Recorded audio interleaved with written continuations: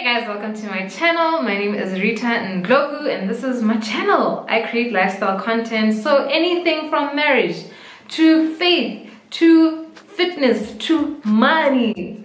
I'm your girl and I'll probably make a video about it. So welcome guys. If you're new here, thank you so much for stopping by. I hope you stick around, aka subscribe. And to my returning sabibis, my returning sabobos, thank you so much for coming back, guys. Thank you for sticking with me. I really appreciate you guys. What can I say? You guys are amazing. Anyway, yeah. Let's get into the video, guys. I'm gonna be sharing my birth story with you guys today. I don't know why I'm clapping so much. But yeah, I'm gonna be sharing my birth story with you guys today. Just to share what happened with Miss Zoey with the Y. Let's get into it. So what happened was, Zoey actually, Zoey was born on the 24th of December 2020. So she is a Christmas Eve baby. So what had happened was, on Christmas Eve, in the morning, I woke up and I felt like I was having contractions. It was at around 7:30. And mind you, at that point, I think she was 37 or 38 weeks, what's it called? Gestation period or whatever. She was 37, 38 weeks old. So basically that morning at around 7, I started feeling like contractions. So I was just like, is that you, Zoey? Is that you, Zozo? So I started feeling contractions and they were quite far apart, but they were hitting, guys. I feel like contractions are one of those things where you can't really get used to it. I don't know, maybe if you have like a lot of kids, please comment down below if with each one, if it gets better, like if it gets more, if you get used to it, basically, you know, more bearable, more like, oh okay, there's a contraction, or if it's like, let me know in the comments down below, because I need to know, guys. This is not our last child, so I just need to be prepared.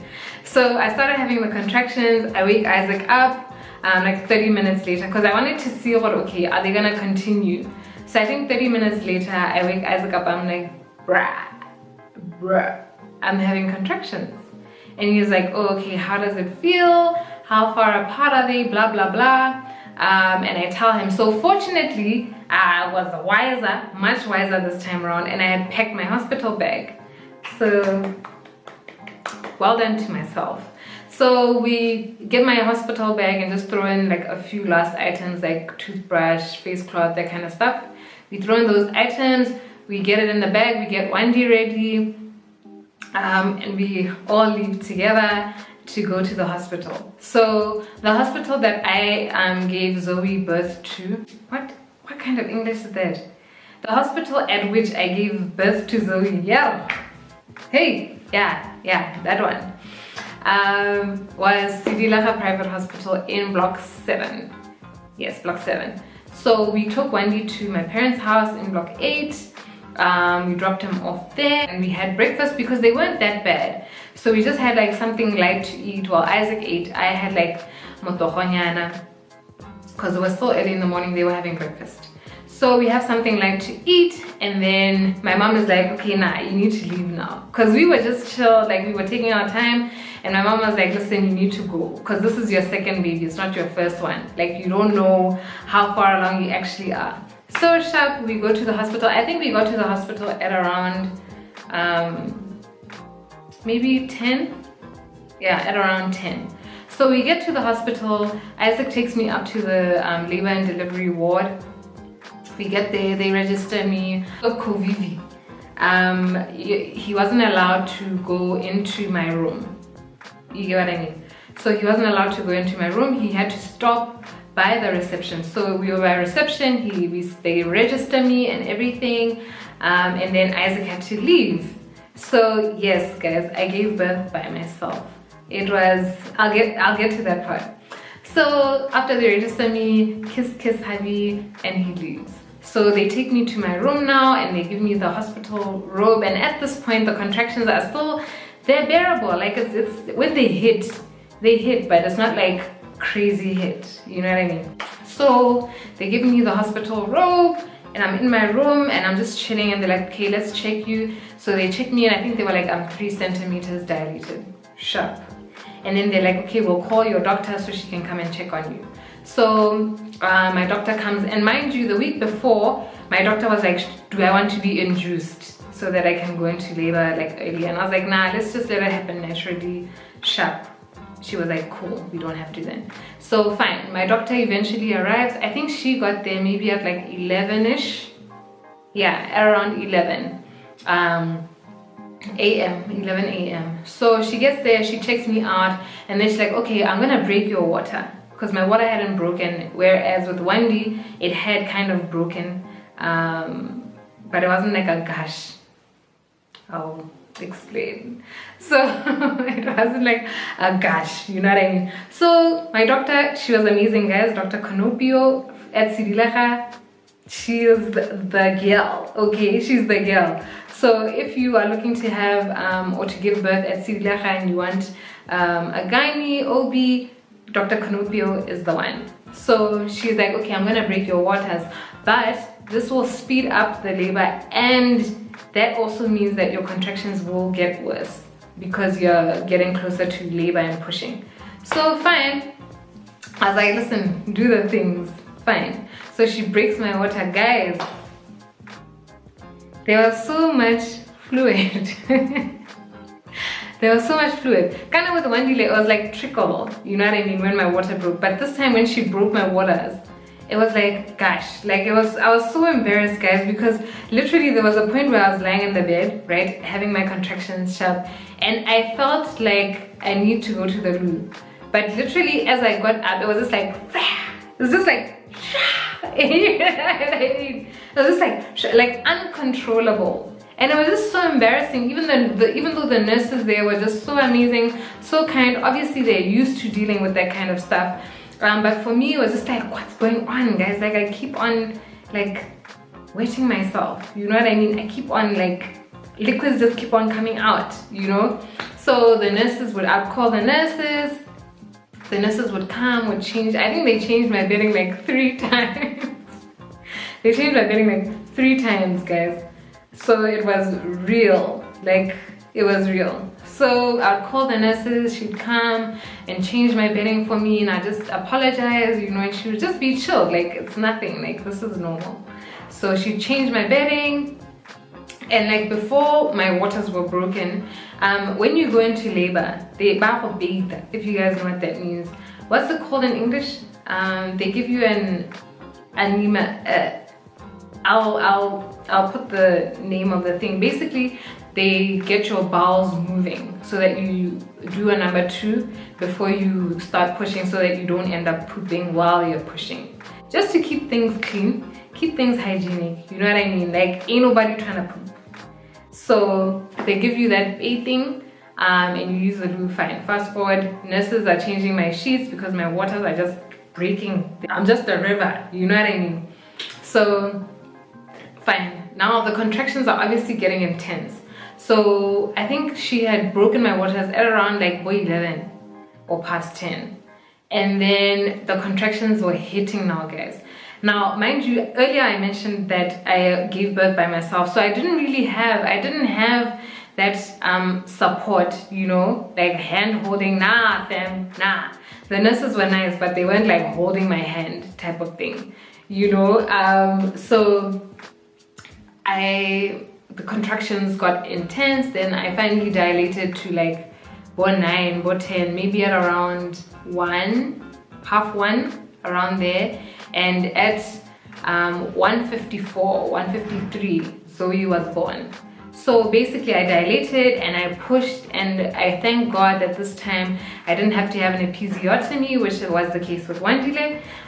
With her, I just had like a little bit of tearing, nothing hectic. I had like a few stitches, didn't even feel them after, never felt them at all, never felt any pain, wasn't on any pain medication after giving birth, didn't get any pain medication while I was in labor, no gas, no injections, no epidural, nothing. So it was quite like hardcore, raw, natural birth type situation. All that was missing for me to be, was for me to be like in the village You know what I mean? Like, it was that raw. So yeah, so it gets to, I'm finally dilated. My story is everywhere, but you guys will put the pieces together.